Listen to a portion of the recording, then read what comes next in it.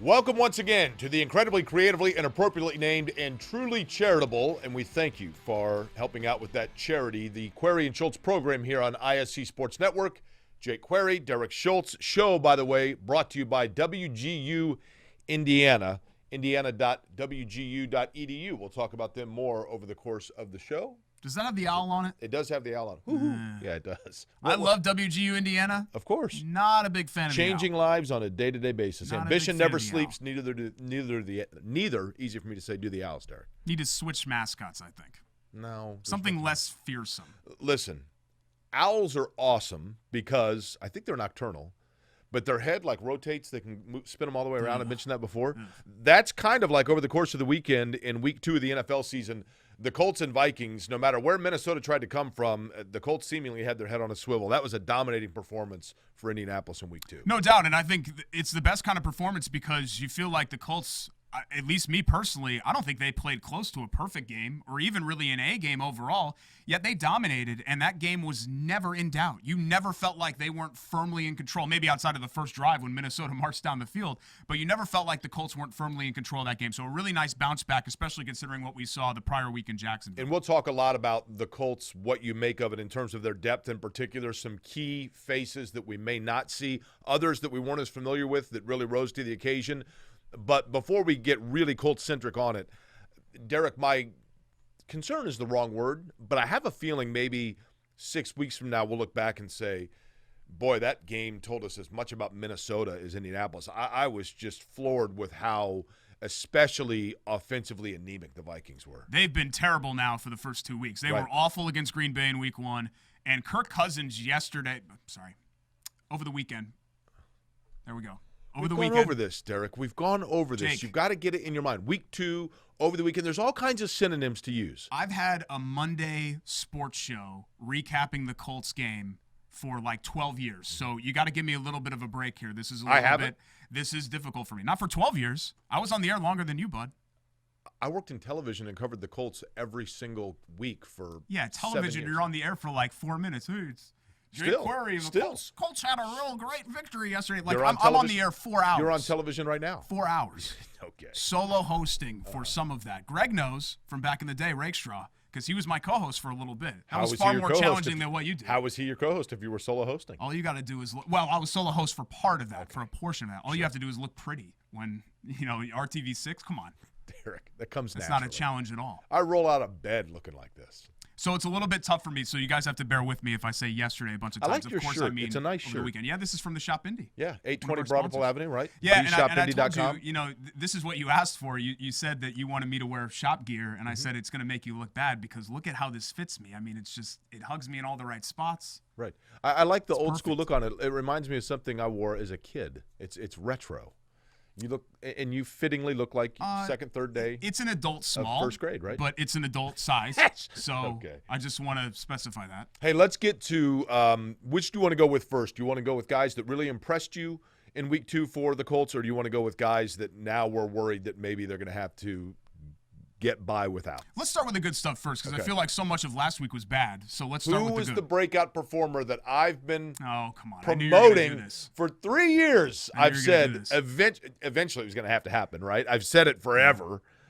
Had to eventually come true. You knew you know what? I almost texted you because Mo Alley Cox completely flubbed up that interception. That was his fault. Right. That wasn't Rivers' fault. And so I almost texted you, oh, look at your boy showing out again.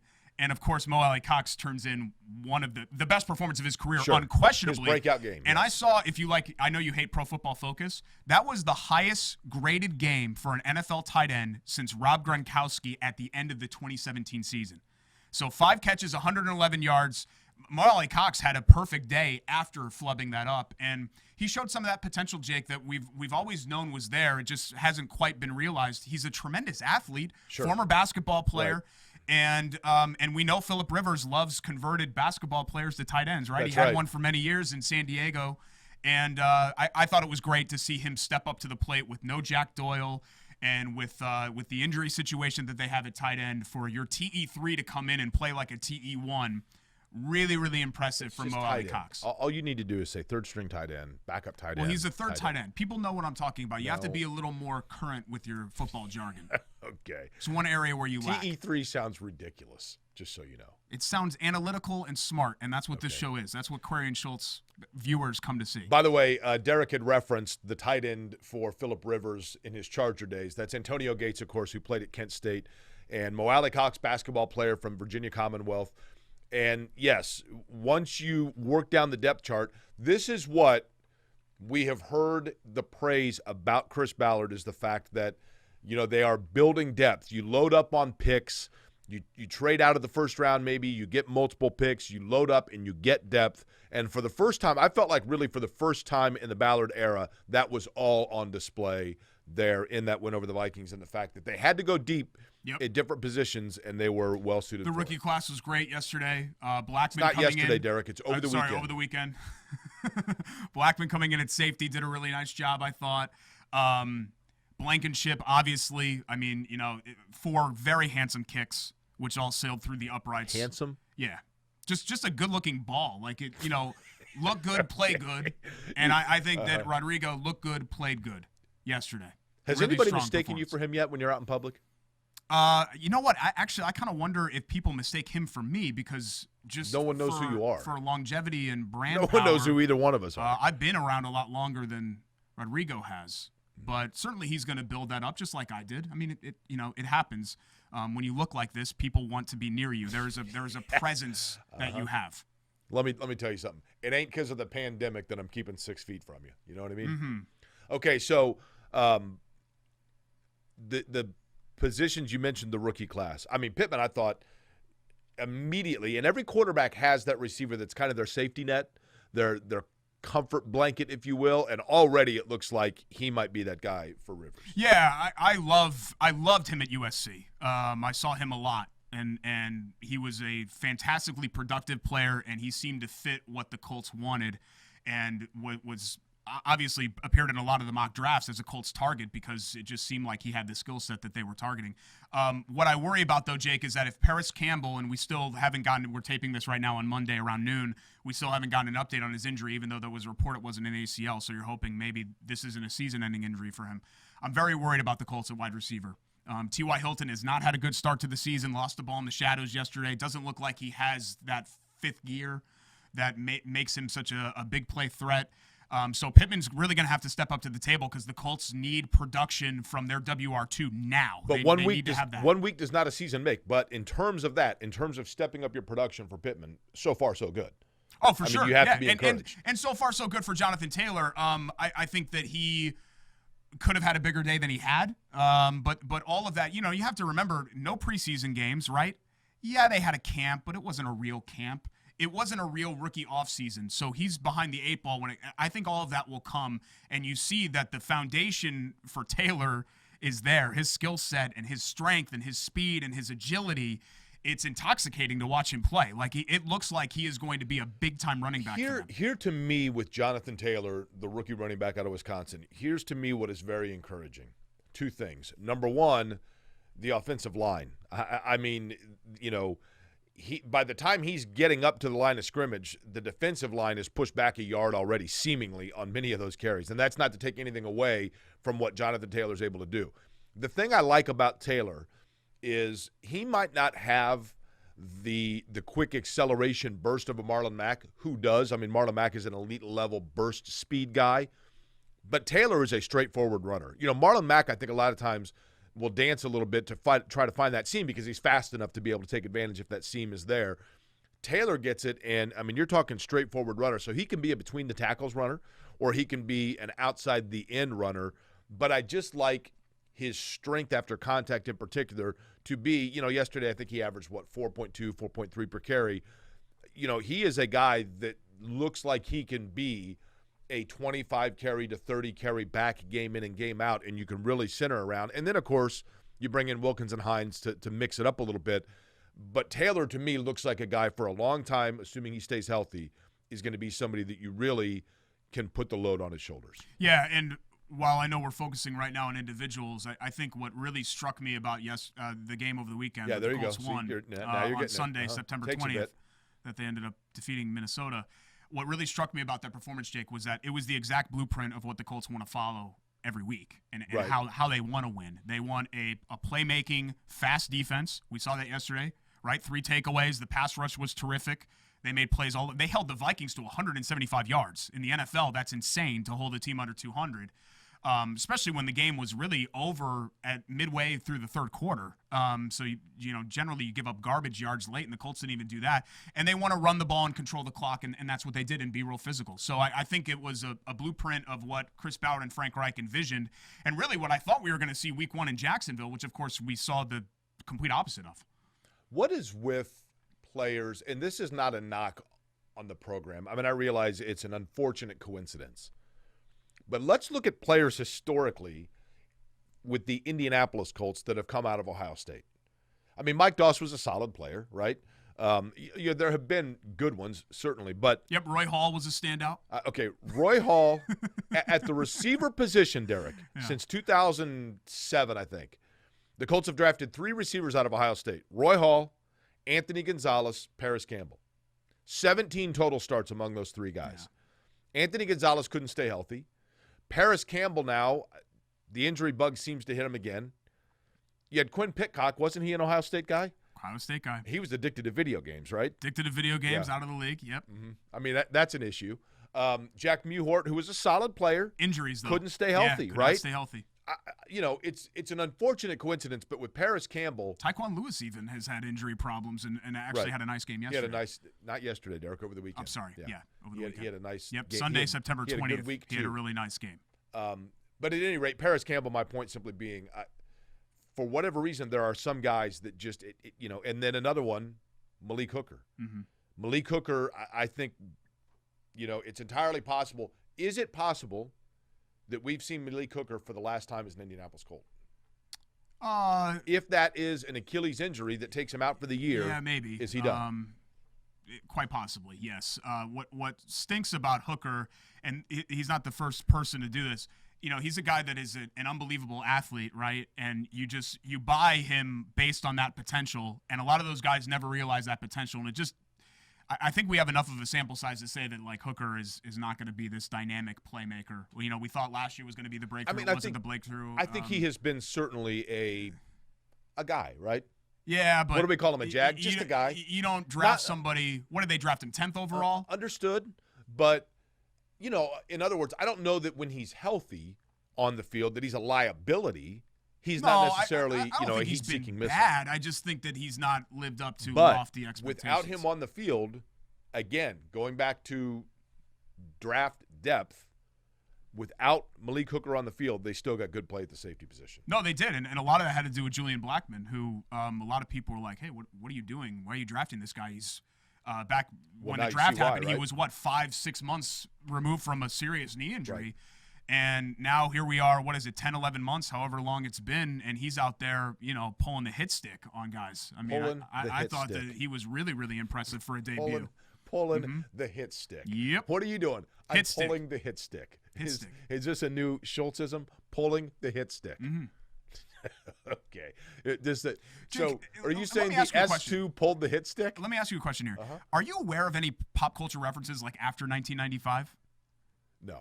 Okay, because most it makes of them, the show difficult. You know why? Because most of them suck. Because this is really relatable, and if I'm not going to just quote Fast Times at Ridgemont, Ridgewood, whatever High, whatever that movie is that you really like, you can't keep up with me on this. So what you're saying is... And it harms our viewers. So what you're saying is the old terms are bogus, and if we don't get new ones, we'll just be bogus too.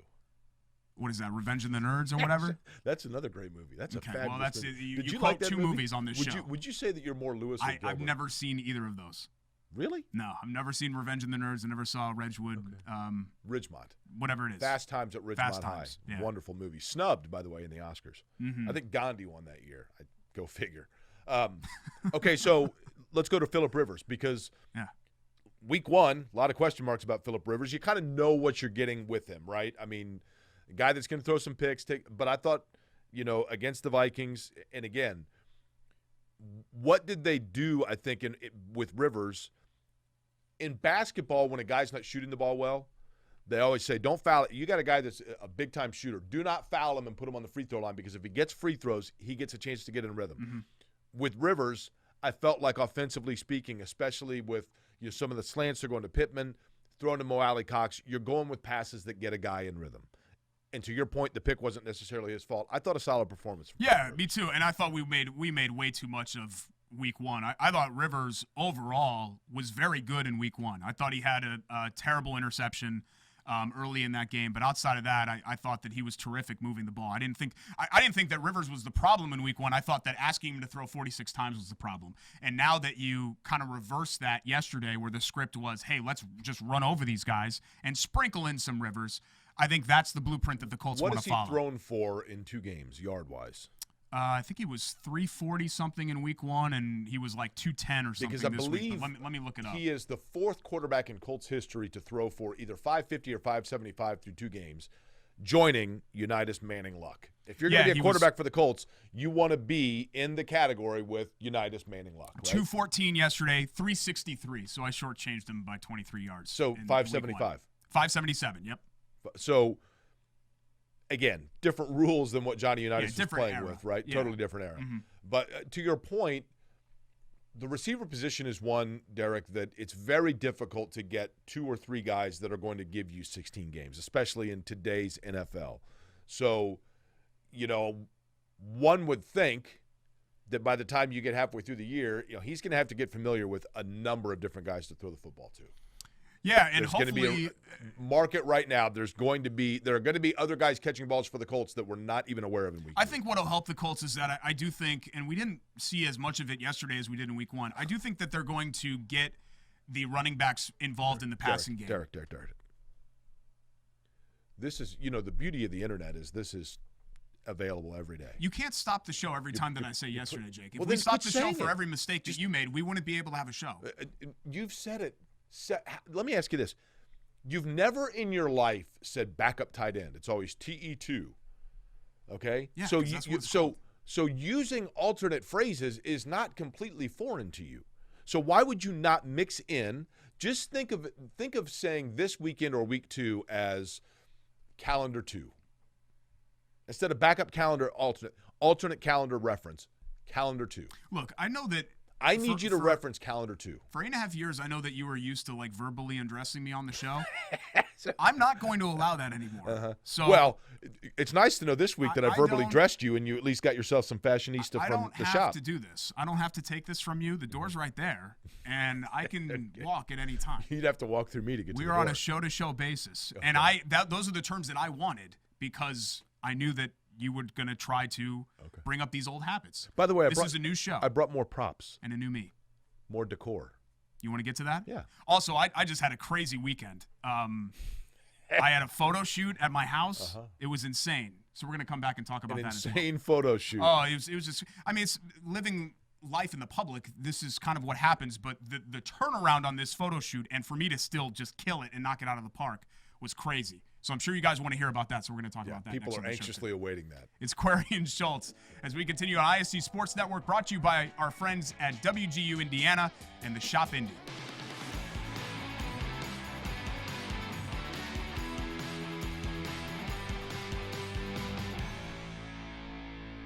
You want to come back to the...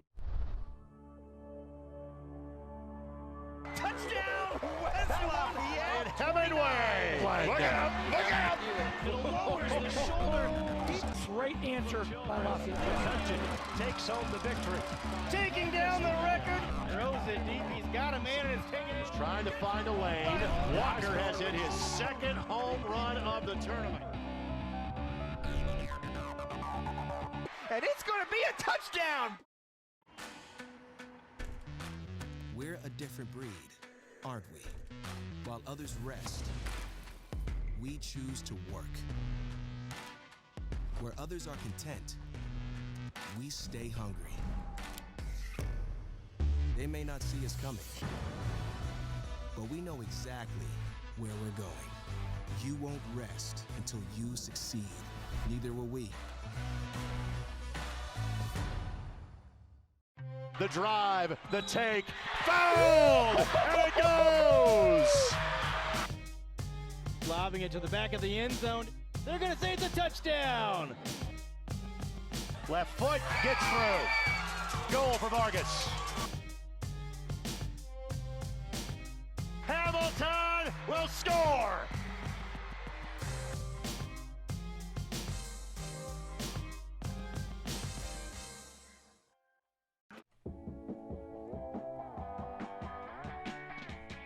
Welcome back. It's Query and Schultz here on ISC Sports Network. I'm Derek Schultz. Jay Query is in the red shirt. This is actually more of a salmon. I'm in the Colts shirt, basically, for the shop. Culver Block, also from the shop Indy.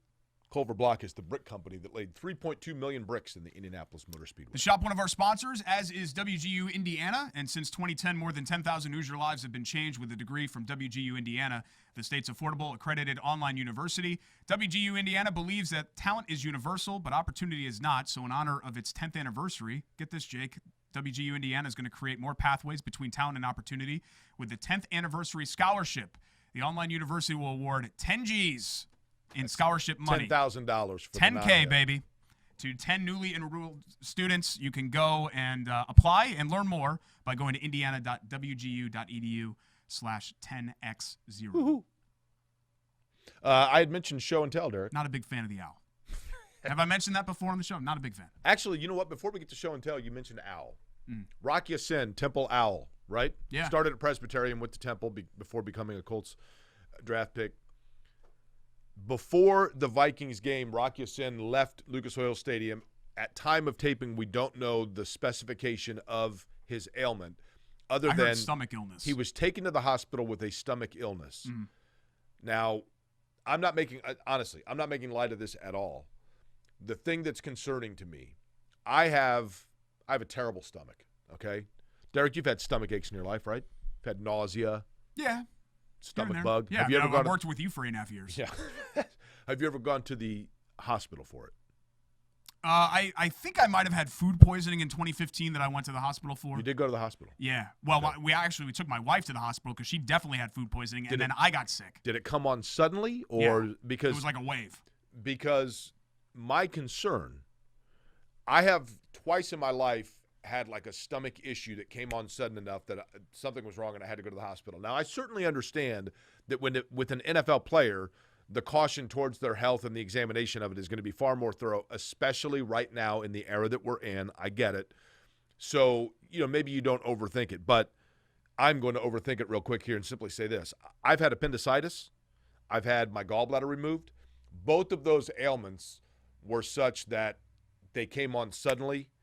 In the gallbladder case, I mean, I threw up, and then also, and boom, you go and you go from 0 to 60 very quickly. Certainly hope the best. Hope it was just a stomach bug, but that was curious to be rushed out of the stadium. If it's serious enough to be hospitalized, especially for these guys who are in peak athletic and physical condition, then it's different than, hey man, my stomach's killing me. Like I don't know if I can play. And you're like 50, so it's completely different for you. You joke. I'm 48. No, I said you're like 50. I know. What do you think like 50 means? I know you say that as actually I'm 48 years old. Yeah, like 50. No, but you said that like implying that I'm not really close to 50 because I don't look it. I am close to 50. I thought you were over 50. I didn't know you were 48. 48. I thought you were 52. This is my show and tell, Derek. I'm going to put this on the set today. Where should we put it? Right here? Sure. Should I put it in front of the brick? No, it's too big for in front of the brick. This is a helmet. They've got high-def cameras in here. They'll be able to pick this up. A lot of glare off of it, I realize. This helmet, Derek, you're aware of it because you were around when I started this project, probably 3 years ago? No, 5 or 6 years ago. Was it that long ago? Yeah. Shortly after Dan Weldon's passing, I think, is when you got the idea to even do it, right? That may be right. This is signed by every living winner of the Indianapolis 500. So it has only had to leave, well, I've taken it personally. It's only been out of my possession to get the signatures once, and that was right there, that one right there. There we go. Danny Sullivan, I actually UPS'd it to Danny Sullivan's house, and he sent it back. But some, I never thought I'd get some of them. Villeneuve, who does not, no longer lives in the U.S. Emerson Fittipaldi lives in Brazil. I figured those guys would be tough to get, but I was fortunate to have crossed paths with them at some point. But nonetheless, there you go. You can tell your Foyt story, too? Just real quick. AJ Foyt will not sign anything that is already signed by other drivers. He's also paranoid of stuff ending up on eBay. So knowing, because I hadn't had him yet, the first one that I had signed it was Mario Andretti. So knowing that AJ Foyt would not sign anything that could be sold, I had Bobby Rahal personalize it to Jake so that it was very obvious that I was not going to sell it. And Foyt still wouldn't sign it. So I had to get creative. And if you can see it, Foyt signed the IMS sticker. And then I put the IMS sticker on the visor and thus got Yeah, so Foyt you on hoodwinked a 4-time Indianapolis 500 champion. Good for you. If you want to call it that. An old man and a 4-time Indy 500 champion, one of the true legends of the Indianapolis He is a Motor true Speedway, legend. There's no question about it. You completely hoodwinked it. Okay. Whose signature would you like for me to display to the front, Derek? It doesn't matter. Throw it on there. I want to tell the story of my photo shoot. Yeah, Which people I really think people care. are really clamoring for. They are, yeah. Okay, there we go. So, obviously we're doing this TV show, and we started it this month with Query and Schultz and our friends here at the IC Sports Network, and thanks to everybody involved for making that happen. But we've also both had other opportunities, freelance style. Jake, you've done the IMS Radio Network, for almost 15 years now. Correct. And I've had other opportunities like the Doyle and Derek podcast on IndyStar.com, which I've done for over a year. But also Indianapolis Monthly got in contact with me not too long ago, and they were like, hey, we really want to, our viewers and readers want to hear from you, which is common. Did they actually say get to know you? They want to get to know you? Well, that too. Because they don't know who you are? Well, no, get to know what I've been doing. They know who I am, clearly. Anyone in Indianapolis does. But I was about to submit my first piece, which was kind of a timeline of events of the last 8 months of my life, which you can read right now at IndianapolisMonthly.com. I've got Johnny the link on Twitter Rutherford's as well. got a beautiful signature. Have you noticed At Johnny Schultz Rutherford's 975. signature? It's a It beautiful is sharp. signature. Yeah. It is. But they called me. I actually get a call on Friday at like 3 p.m. And it's Margot from Indianapolis Monthly. And she's like, hey, can we do a photo shoot at your house tomorrow? Because we need art for this article. And I said, usually for a photo shoot, I expect like a 48 to 72 hour turnaround because I have to get ready. What do you have to do to get ready? Well, do I have to go to the gym? Do I have to get a haircut? There are lots of things that go involved in it. Mm-hmm. So the first thing that you do when you get a call like that, and you guys know, I call my stylist. So I called Carly. And I'm like, Carly, can you fit me in? She cuts my hair. Okay. Can you fit me in Saturday morning because I have a photo shoot at my house? And she's like, well, can you be here at 8 a.m.? So I was over there at 8 a.m. Sport Clips, Carly? No, Shine Salon in Broad Ripple. Okay. It's a nice place. Mm-hmm. And she fit me in at 8 a.m. and then we did the photo shoot and I killed it. It's weird because usually these places they call Chris. They don't call me first before booking these things, but it was such a quick turnaround. My publicist. Yeah, okay. So, see, Jake, you don't understand. You haven't really been around me for the last 8 months. I have lawyers and publicists and stylists and all of this stuff because I have to kind of keep Derek, this brand. I know afloat. for a fact you don't have a lawyer because you got completely hosed on your severance deal. And I tried. I said you can use my lawyer if you want. No, you didn't do it. Okay. You want to bring that up? I'm just saying, for what it's worth. I'll never be able to live with the fact that, I saw Jake's – for those of you that don't know, Jake and I worked together for 8.5 years on a radio show, and we had a common room printer. Right, yeah. And so Jake would print out a lot of times your IndyCar invoices, right? And I would, be printing out stuff, and I'd come in and I'd bring it to him. But sometimes I would see things that I shouldn't see, particularly around tax time. And I saw your W-2. Never mind your IndyCar radio W-2, which I'm sure Mr. Penske's going to turn off that faucet here pretty soon.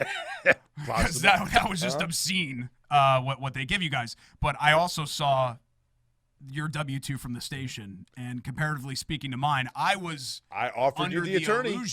I was under the illusion that it was a 50-50 show, that it was Query and Schultz, 1A, 1B, and clearly whoever worked payroll at iHeart didn't feel that way or was told that was not the case. Juan Montoya's got a very sloppy signature. Have you seen Juan Montoya's signature? You can't even tell it. Yeah, you can't really tell that that's even around. Even a J. I'll spin it around so people can see Mr. It looks Montoya's. like a T. I thought it was a T, so then I was trying to think as, Tony Kanon. I was trying to think of who that Montoya's was. you can't even read. Yeah. I'll just put it right there. Not like anybody can even see it. Well, poor Montoya. He ended up with what, a Toyota Tercel as his winning car in 2000? Montoya, when he won the Indy 500 the first time, yes, the pace car was, I think, an Oldsmobile Aurora or something like that. Woof. Picking up the kids at school in that bad boy. Yeah, free car is a free car, but come on, man. Yeah. You just won the greatest race in the Juan world. Montoya's here's driving your around Oldsmobile. Miami in that, yeah. Yikes. For sure. So how did the photo shoot go? I saw the article was good. Yeah, thanks. You misquoted me again about what happened on the day that I called you to tell you that we'd been laid off, but other than that, I was paraphrasing, but that's basically what happened. That's not what happened. That's basically what happened. Okay. No, it was nice. On a serious note, it was nice to hear from other people, particularly dads, young dads, that were like, hey, I went through something similar, and my wife was carrying the weight, and I felt less than, and all of that. It was just, look, I wasn't trying to make it into something that it wasn't. I wasn't trying to be like, oh, make it some sad sap story. I didn't realize Indianapolis hard Monthly doesn't have an editor that takes out profanity. I was surprised. I gave it to them and left that up to them if they wanted to take it out. It was. I don't think it's going to appear in the magazine version. You dropped one phrase, euphemism, but you dropped 2 bad words in there. I did. Yeah. I wanted to hammer home. I wanted it to be real, Jake, because when people see me, they're like, that's real. Like the whole thing. The muscles, the brand, everything. It's all real. It's not fake. And you're going to be doing these for Indianapolis Monthly how often? They said right whenever you feel like it. That's a direct quote. Oh, hell. Do you get paid per article? Yes. Well, then I don't know if I'm really comfortable talking about that on the air. I'd be submitting every day. Well, no, because then, see, you don't understand, because you're a money guy. I'm a content guy. That's what I'm about. I'm not worried about the check. I'm worried about, am I just out of curiosity making good content? Just out of curiosity, did you happen to see the content of my W-2? I really don't like how this show has started. Okay. I feel like it's been different from the previous 2 weeks. Might want to reevaluate the priorities. I might want to reevaluate. All right, this we get back to sports here. Yeah, let's talk quickly. Let's go around the rest of the NFL in this segment from week 1. Did you see any? How about that Seattle-New England game? Yeah, I'll tell you what. A couple of things that jumped out at me at that. Number one, Pete Carroll has no idea how to wear a mask. Let me just say this. None of the coaches do. Remember Andy Reid with that fog thing that he had in week 1? Let me do and I realize we're in a studio right now. We're trying to keep 6 feet apart, but we're doing it. Okay, if you're on the sideline, first off, it's weird when you have these. The NFL, they're doing the all optics, right? If everybody's being tested going in, and then everybody's like, none of the players are wearing masks, but the coach has a mask on. He's not around anybody, and then as soon as Pete Carroll or anybody else has to talk to somebody, they go like this. And then they're talking to him. That kind of defeats the purpose. Reich yesterday, doing this the whole time. Does no good, right? What I don't really understand is I don't understand people that feel the need, as long as you've got the mask on, just wear it the whole way. Like, why do you feel the need to have your nose exposed? Well, that's what I mean. That doesn't make it any better. Of course. For me, it's either mask off or mask on. You would say that you sounded like Mr. Miyagi. If you're Frank Reich, ask Frank Reich this. How good is your offensive line if you're just going to remove Ryan Kelly out of it and have nobody blocking in the middle? Yeah, well, it's the same. You're right, and I see it all the time. And Pete Carroll yesterday, I don't even think he was wearing one half the time. But nonetheless, back to it. I did think late in the game it was interesting that New England goes on the ground against Seattle in the last play of the game from a couple of yards out and got stopped. And, of course, in the Super Bowl, Seattle was heavily criticized for going to the air as opposed to the ground in that same situation. Obviously, both teams stopped the other. I did think Cam Newton looked pretty good, though. And for a guy that has been criticized over the course of the last couple of years, in particular when his body has kind of broken down and taken away his leg ability, he did yesterday, I thought, look like a guy that can continue that New England offense of being a rhythm passer that kind of lulls you a little bit. I thought he looked good. It's absolutely ridiculous that Cam is playing for the league minimum. Like the fact, look, I get the injury thing and all of that. He should have had more suitors. But then again, the people that are like, I saw some tweets on my feed, the Colts should have signed Cam Newton. Two problems. One, the injury situation. They just didn't know if he was damaged goods. And two, I think more than anything else, Jake, the Rivers' previous relationship with Reich and Sirianni is what sealed the deal for the Colts. And when you bring in Newton, that's a whole new, peg that you're trying to fit. Well, into, also I think with Rivers, whether it's Jacob Eason or not, I don't know. But I think with Rivers that you're getting 1, maybe 2-year window before you are passing it on to the guy that's going to be your next guy, whereas Cam Newton is a little bit younger, and even though he's had health issues, if he stays healthy, is a guy that seemingly could go another 4 or 5 years. So you're extending the window of when you can, pass the torch to whoever your next guy is going to be. It's just classic New England, isn't it? They just kind of fall into having Cam Newton be the replacement for Tom Brady. And I don't think they're going to lose much at all. Like I don't think that there's a ton in the tank left for Brady. Not that Cam Newton's ever going to be MVP again, but I think you're basically making a lateral move there. How about Atlanta yesterday? I tweeted this earlier that there's some stat. Teams that score 39 points, at least 39 points, and don't commit a turnover previously were like 440-0. Correct. They're the first team ever to do it. Don't you feel like the Falcons have every single one of those stats? Yeah. Like they're the only team that lost this game when blank happened. Because they are just chokers. That whole franchise, that's what they're known for. They had the biggest choke in Super Bowl history. But you got to get there first, right? I mean, you got to give them that much.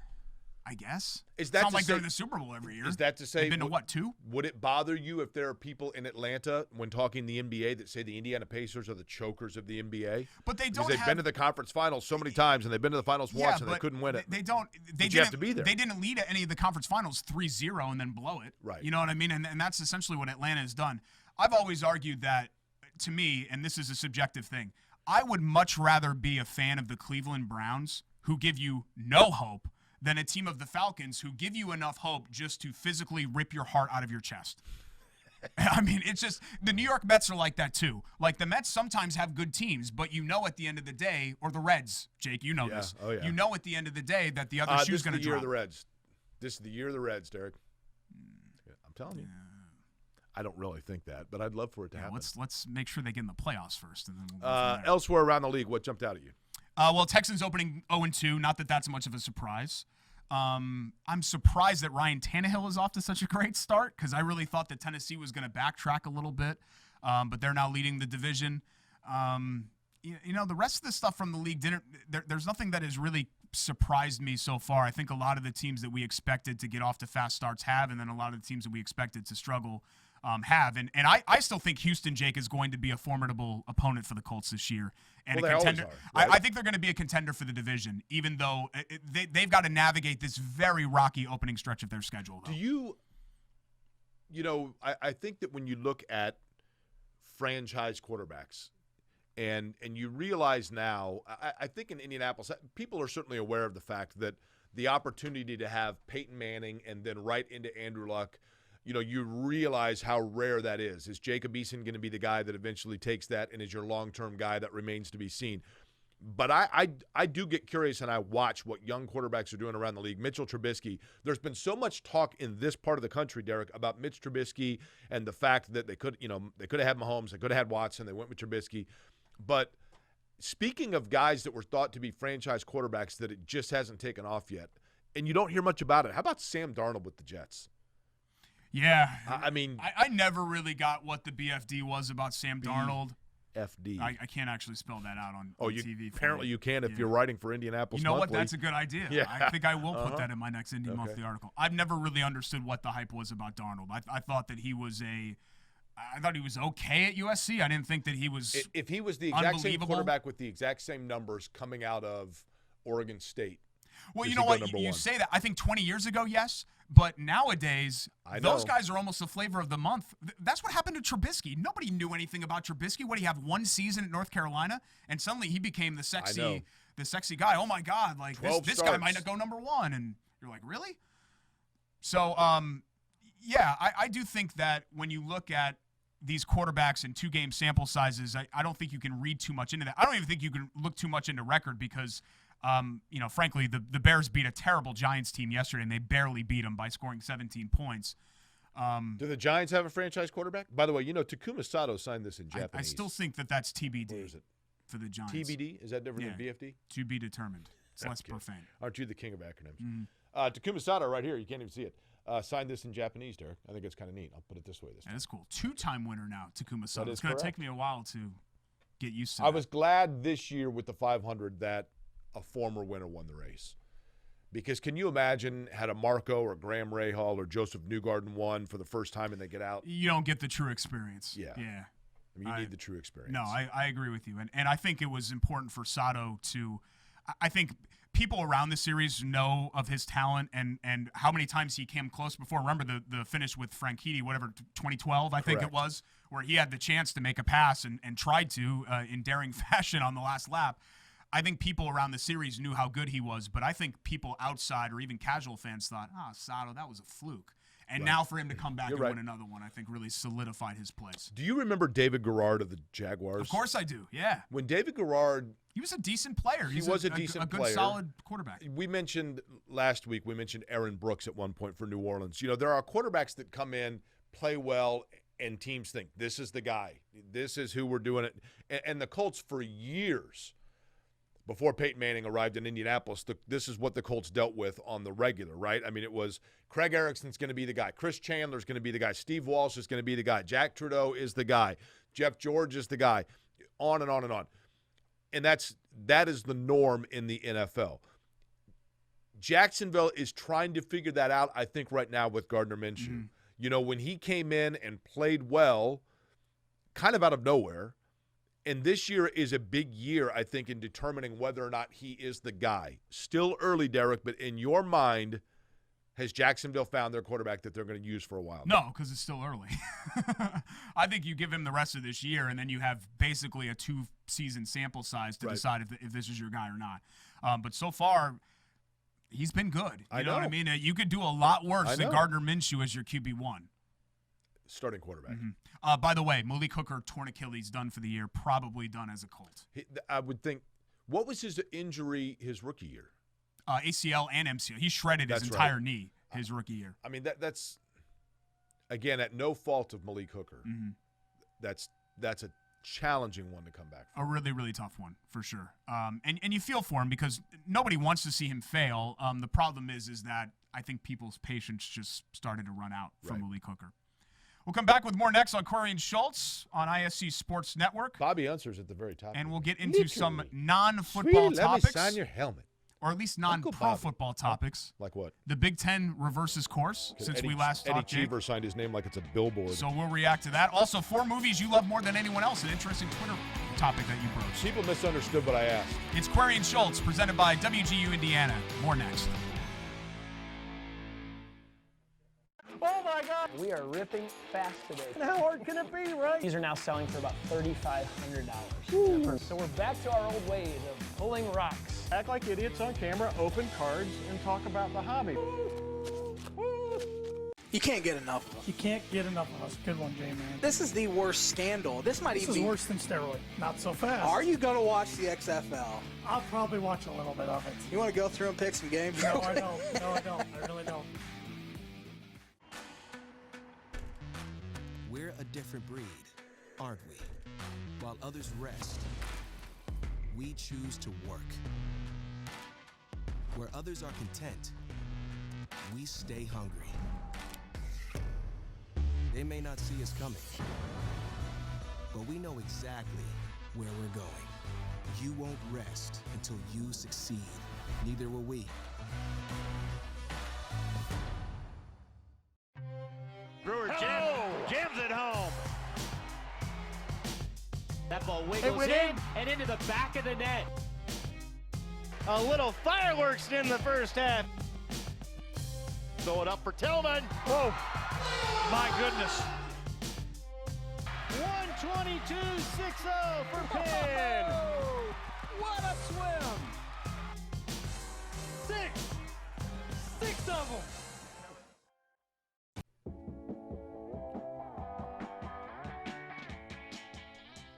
We continue here on Query and Schultz. Jake Query, Derek Schultz, and both of us actually modeling today. T-shirts from the shop. You see them here, Busch Stadium, Roslyn Bakery. I'm always IND. modeling, regardless of what I'm wearing. Okay. But thank you. Burger Chef and this, the Culver Block Special. That's the brick at the Indianapolis Motor Speedway. The shop is at 820 Broderpool Avenue on the north side, or, of course, in Clay Terrace in Carmel. You're talking about fantastic T-shirts of yesteryear in Indianapolis, paying tribute to the nostalgic nature of the fine Circle City from both a culture and a sports standpoint, and current teams as well. Butler, Purdue, Indiana, all available at the shop. High-quality T-shirts and always in fashion. The shop at theshopindy.com. Derek, we had mentioned there are a couple of different things to talk about before we flush out this episode number 3 of Query and Schultz. I wish you wouldn't say flush out, because that makes it sound like we're, flushing it. I think that's what like people what you do with excrement, and I don't think that this show is that at all. I think this is quality stuff. Okay. The Big Ten reversing course on football. I mean, we alluded to this last week, but I think we knew that this was ultimately going to be the decision. There's,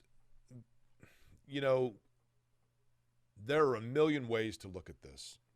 And not to turn this into constant references of the Indianapolis Motor Speedway in the non-month of May, but what's the phrase you always hear, Derek, about when you drive into the track in the yellow shirts? You pull in, and if there are 10 different yellow shirts, you're going to get 10 different rules, right? Mm-hmm. in terms of navigating this pandemic and how to handle it when it comes to sports and young people and athletes, if you read 10 different articles, you get 10 different, outlines of what should be done. I think the Big Ten initially was going with the information that at that time, and I realize we're talking a month ago, but that's how rapidly things are changing. I don't think the Big Ten was irresponsible in their initial decision. And I think that there are people who could very legitimately articulate that the Big Ten is being irresponsible now, depending on what way you want to look at this. I do have concerns over the long-term cardiovascular effect of the coronavirus and COVID-19.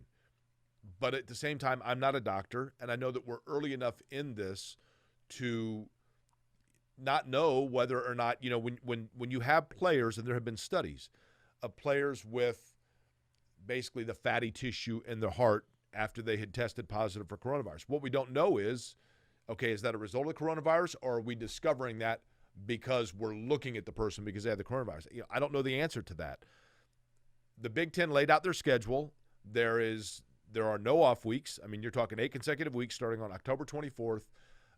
Purdue and Indiana's schedules were both laid out. Indiana's appears to be more challenging than does Purdue's because of the division, of course, that each team plays in. I don't know that we will see all 8 weeks played for every team. I just have to think that there's going to be somebody. I mean, Florida State just had their head coach test positive. Mm-hmm. The ACC, as we talked about last week, had to postpone Virginia and Virginia Tech.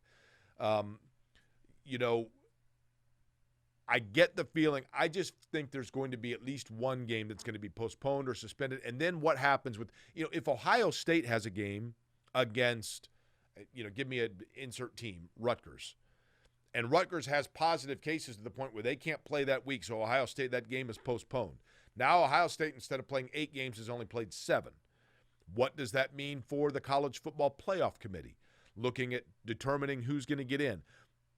It fascinates me because there's so much in play. Well, I think, and there's no right or wrong answer. I'm not saying any of that is correct or incorrect. None of us know. That's why it's a novel virus. Let's use your example, but let's throw Rutgers out. Okay. Let's say Ohio State, Penn State, they have their game postponed, canceled, whatever, and they both finish 8-0, right, or 7-0 in the Big Ten. Who do you send to Indy, right? I mean, what do? You have them play twice? Excellent question. Yeah, there has to be some sort of a tiebreaker in effect, right? I guess, yeah, strength Point of victory or something. Yeah. I don't know.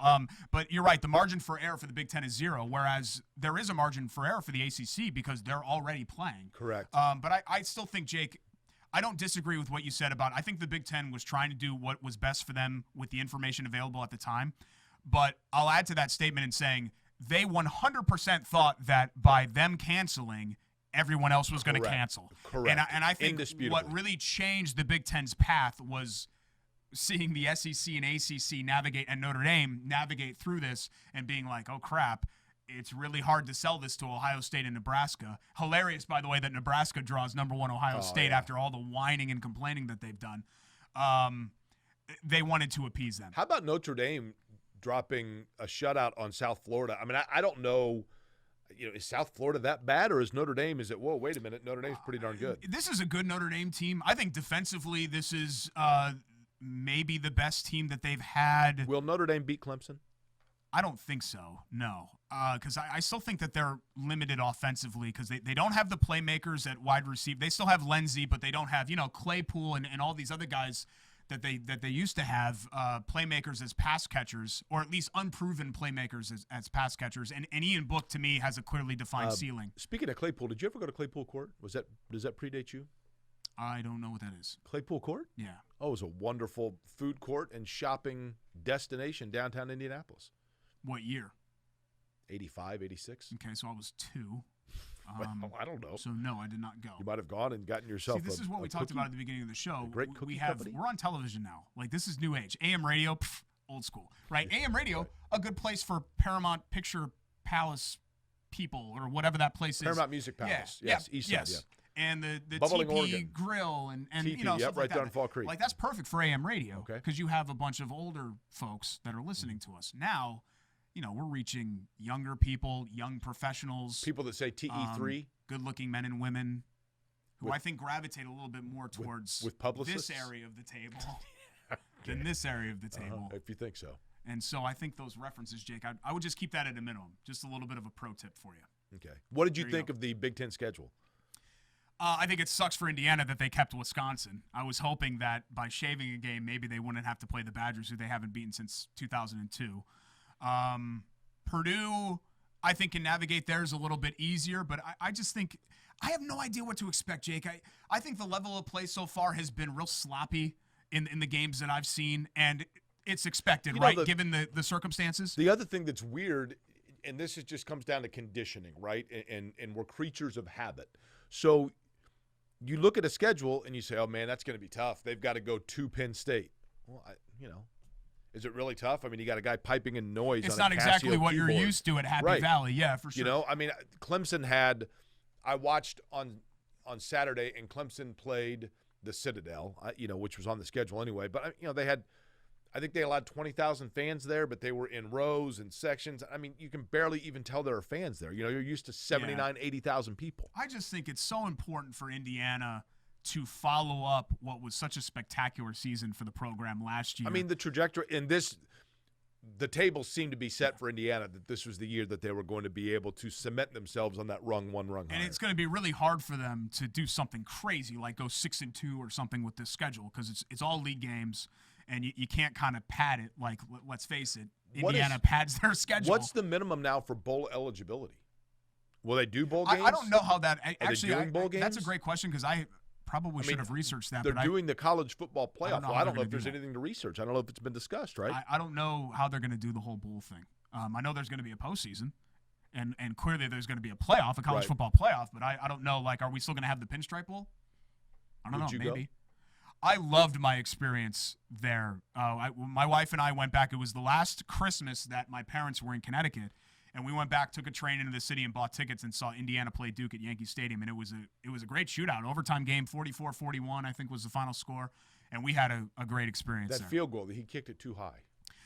Yeah, it was good, by the way. The kick was good. I don't know. It was too high. No, the kick was good. I was in Major that end League. zone. It was too high. It went right. Here's the goalpost, and it was too high. You couldn't tell. The kick was good, Jake. I was there. I witnessed it live, and I was right in that end zone. What angle did you have? I had the perfect angle, and I saw that the kick was good. But the bowl games. Didn't you notice it was above though? It was so high. The best bowl games are the ones where both teams want to be there. And Indiana and Duke, given their terrible football history, the Pinstripe Bowl in New York City was a big deal. Right. Like when you have, Michigan go to the Pinstripe Bowl, and you're like, last year in Indiana's bowl game, I will give Tennessee fans credit because I did not go, but the Indiana fans that I talked to that went said the Tennessee fans were great. And that's a storied program with a national championship within the last quarter century.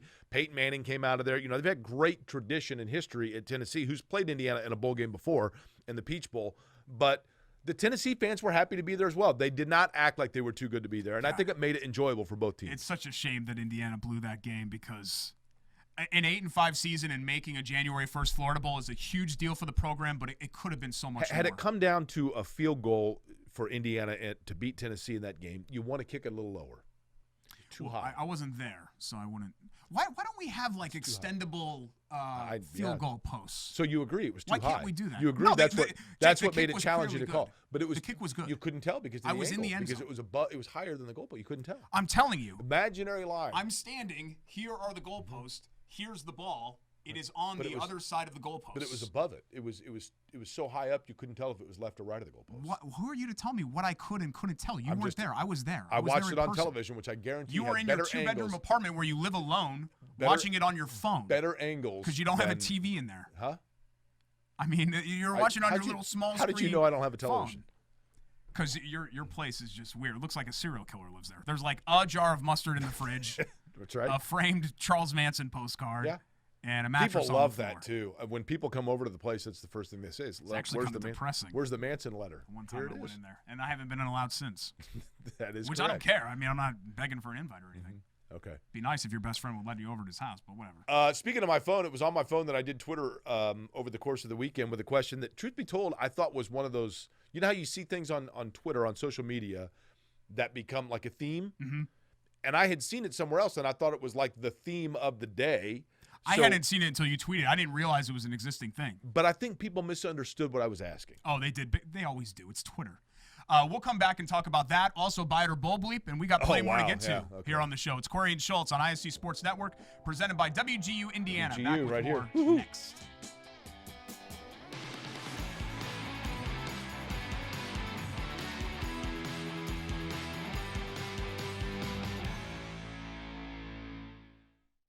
Your life is on the go.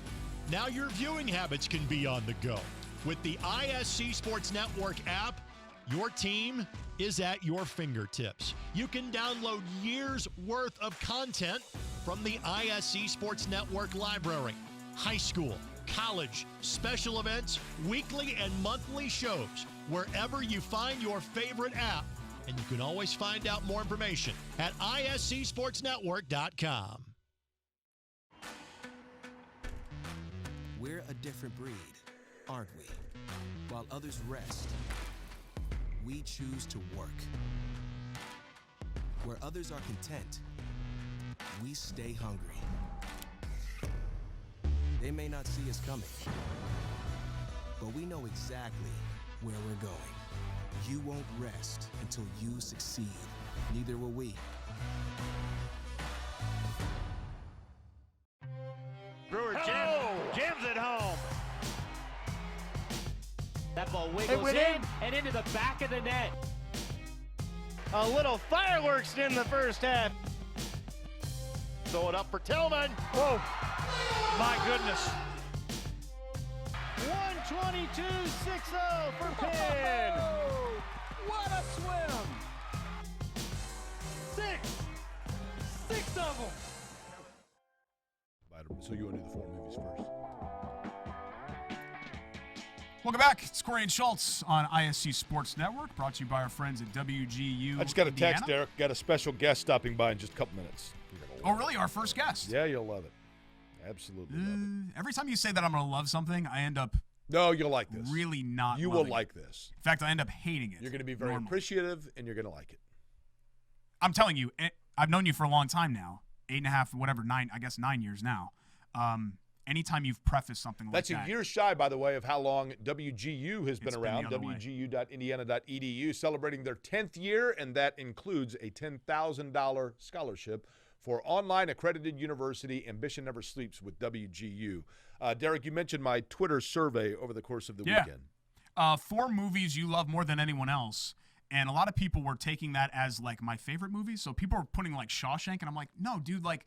Everyone loves Shawshank. These are, like, kitschy, movies that Well, you feel like you and 5 other people have seen. That or movies that everyone else seemingly hated, and you're like, I don't know why people hated it. I enjoyed that movie. I liked it. I didn't even think about it in that sense. That's because I do have a couple of those, too. The 4 that I selected for this, and again, you're talking about movies that you saw and you were like, man, this is great. And to your point, either A, gosh, nobody else seemed to see this, or B, why did everybody hate it? I thought it was pretty good, right? The 4 that I selected were 3 O'Clock High, which falls into the category of I don't know how many people have seen it, but I love I've never 3 seen it. O'Clock High. I've never heard of it. It's just, exactly. Yeah. 3 O'Clock High was one Is of it my... like, Huh? is it like, or is it like high What are you talking school? about? Like 3 o'clock, hey, it's 3 o'clock. Or is it? What were you doing in high school? No, I'm just, is that like some sort of a illicit drug reference? No, 3 O'Clock High was done in, I think, 87 maybe. And, I mean, it's a B-movie comedy, but it's about a kid at school that there's a new bully. No, there is no smoking reference to my knowledge. There's a new bully that says, it's a play on words, Derek, like high school, 3 o'clock, the time of day, high, like at 3 o'clock high school. Because the bully says at 3 o'clock, you and me are going to fight. So kind of like you and I did forever at 3 o'clock every day. About school. It's wonderful. Pass. I'm not so I picked that. I picked Grand Canyon. Have you seen Grand Canyon? No. Grand Canyon's my favorite movie of all time. Who's in it? Kevin Kline, Steve Martin. Kevin Kline's an IU grad, right? He is.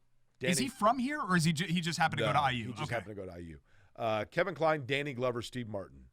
Wow, that's a good cast. It was a good movie. I mean, I'm the first to admit it's not an Academy Award-winning film, but I none of these are. When I watched it, I loved it. I loved the theme of it. I loved the story of it, and so that was another. I'm trying to think of the other two I picked. I'm looking it up. Do you remember? I know my 4. Okay. Garden State was one. Zach Braff wrote it. movie. Natalie Portman. And the premise of it is he's trying to have an acting career in L.A., and he goes back home to Jersey and runs into a lot of his old high school acquaintances, and then he falls in love with Natalie Portman. But there's a line in there.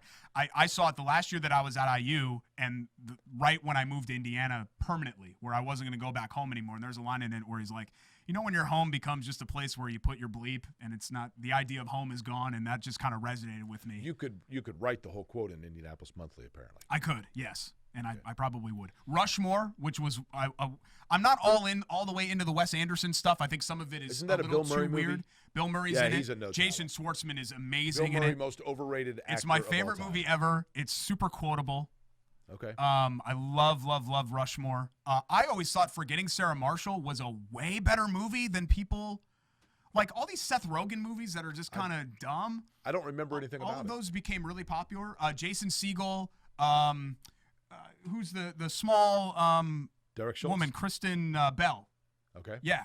And then the dude that was popular for like 6 months and then went away forever. Russell Brand? Yeah, Remember yeah. he had the accent? Yeah. Didn't he host like the Oscars or something He one time? was in. He was did you like the ever- Dane Cook of Did actors. you ever see Get Him to the Greek? I know what it is, but no. It was a good movie. Yeah, He Jonah seems like- Hill, right, was in that too. Correct.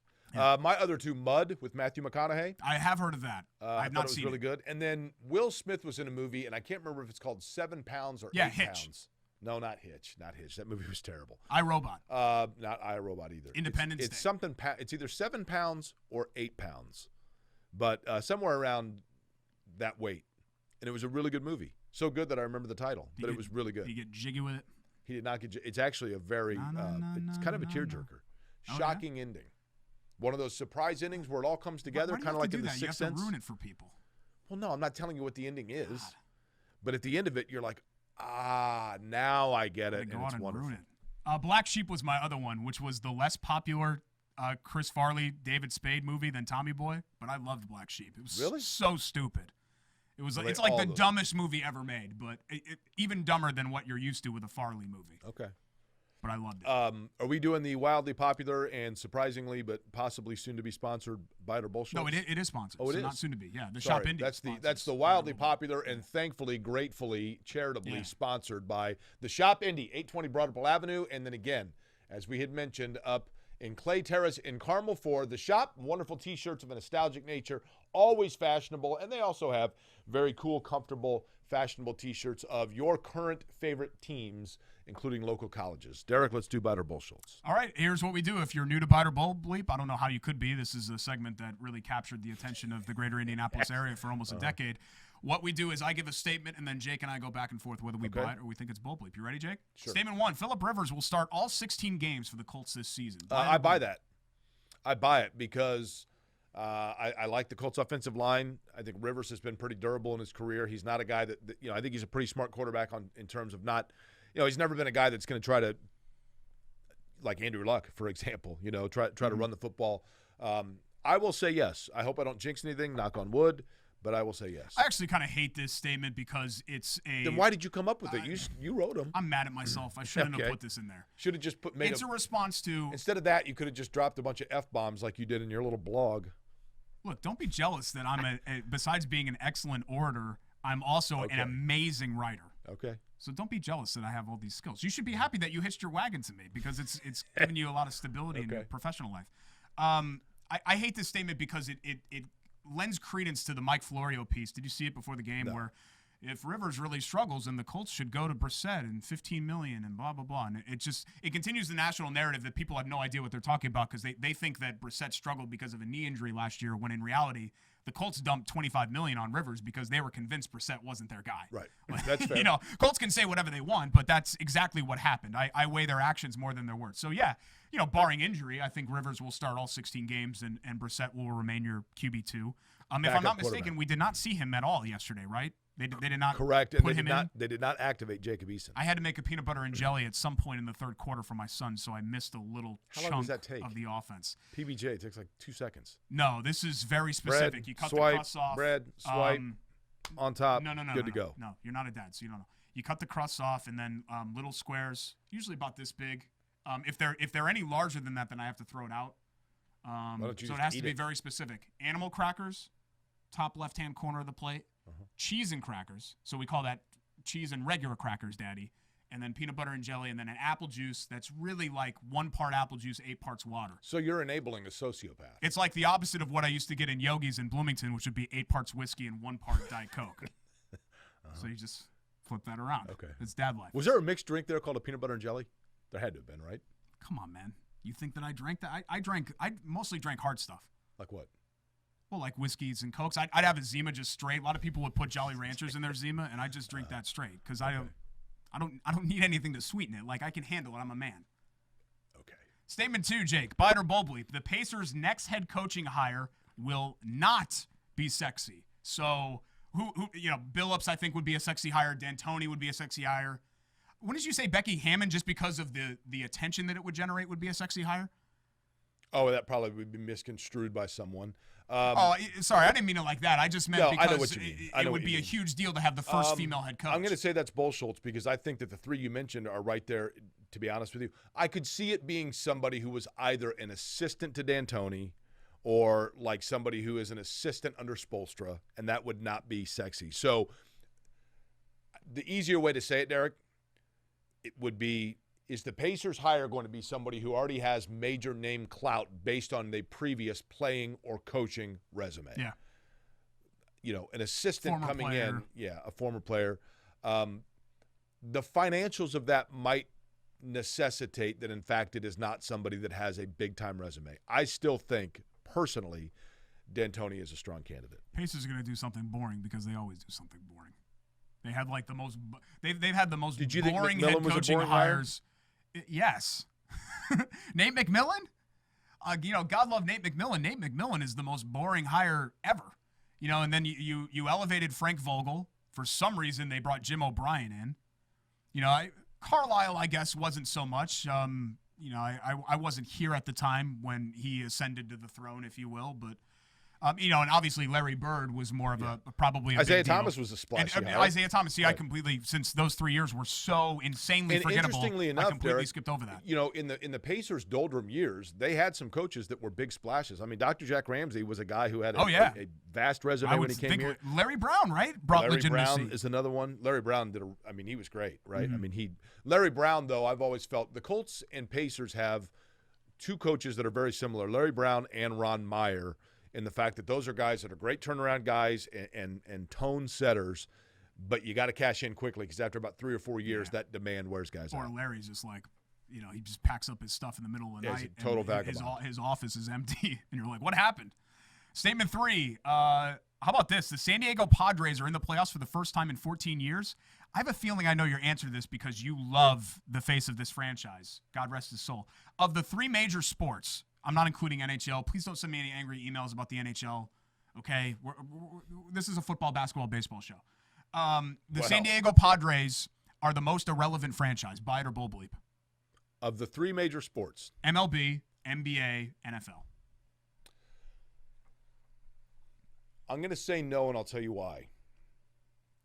When I worked in retail, Hardwick's Pipe and Tobacco on Broad Ripple Avenue, loved it. When I worked there, I used to do a survey. I had a sheet with 10 names of what I believe to be the most obscure U.S. presidents. And I would ask people, which of these, is there anybody on here you've never heard of? And the conventional answer for that is people say James Polk is the most random, obscure president. Well, he's not because he has the title of being most random, obscure president. I personally believe, by the way, the answer is Chester A. Arthur. Because of the fact that the Padres are the team you think of as being that, there are others. Baseball's a weird one because teams are so cyclical. I mean, the Seattle Mariners you don't hear a lot about, but yet you still hear so much talk about Randy Johnson and Griffey and everything else, they right? Had huge superstars. Truth be told, even though they've won World Series, the Diamondbacks. Yeah, that's not a bad one. They're they're still so relatively new, though. But let me offer you a couple here. I think there's one you're missing in the NBA that would be my answer. Kings. Yeah. Because who is the face of the Sacramento Kings? Right. Vlade Divac? But no, I mean, I'm dead serious. Like, Peja? Like, who is the face of that? And they bounced around. You know, they were Kansas City Kings and Mitch Richmond. Yeah, maybe Wayman Tisdale. Okay. R.I.P. The other franchise I would put in the category, and this year started out with them, you know, so bizarre. The Florida, Miami, whatever they're called this week, Marlins. Yeah. They got the terrible colored uniforms. Just ridiculously fluky titles. The 2 World Series they won, they immediately did fire sales following. They had, you remember how good Livan Hernandez was when he first came up? This might not work here because they're connected to the Cubs because of the division, but I've always thought the Milwaukee Brewers were an insanely forgettable and irrelevant franchise. They were connected with the Indians. They went to the World Series in '82, Harvey's Wallbangers. Paul Molitor, Robin Yount. But, I mean, I get it. Paul Molitor, but that 30 years ago. I'm not totally disagreeing with you. So I'm going to say Bull Schultz on the Padres, only because we can name others. I got to choose the Kings. Jaguars would be on that list too, but it's really hard to be an irrelevant franchise in the NFL because we're so obsessed with the NFL. Correct. So it's just a kind of a different playing ground. The Washington Wizards? Yeah, but you know Jordan came back for them. Oh, come on.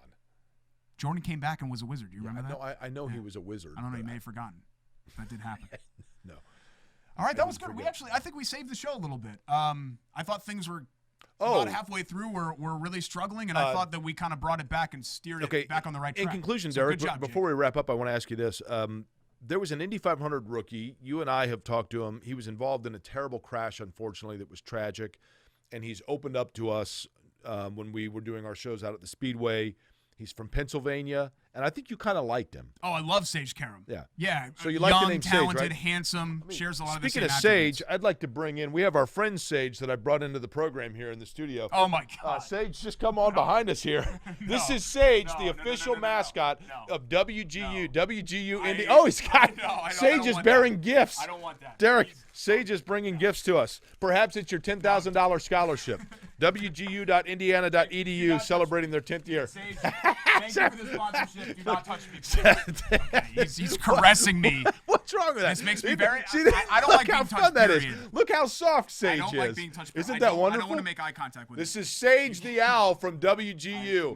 Derek, what do we got on tap for next week? I'm too traumatized to even speak right now. Sage and I, by the way, hung out all night last night because, like me, he's nocturnal. I think we're going to have a show next week. We knocked it out of the park. Thanks to WGU Indiana. Here you go, Derek. Sage brought you a gift.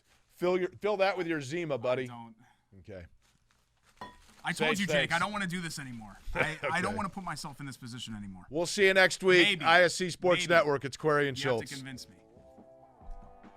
Can't believe this.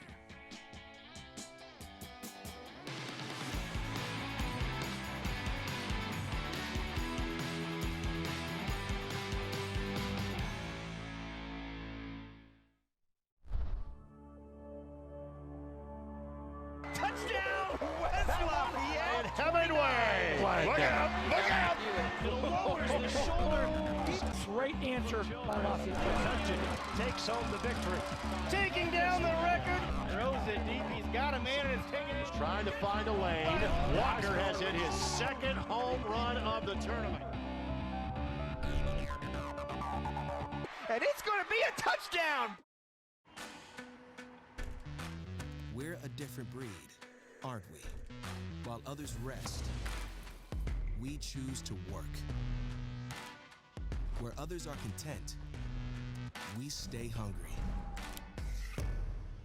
They may not see us coming, but we know exactly where we're going.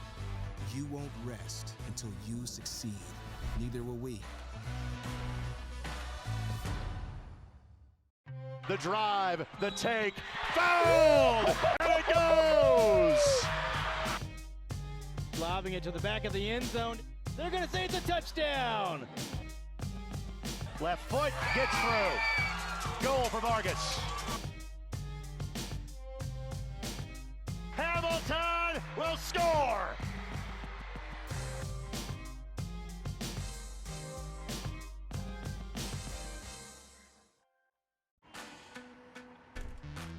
We're a different breed, aren't we? While others rest, we choose to work.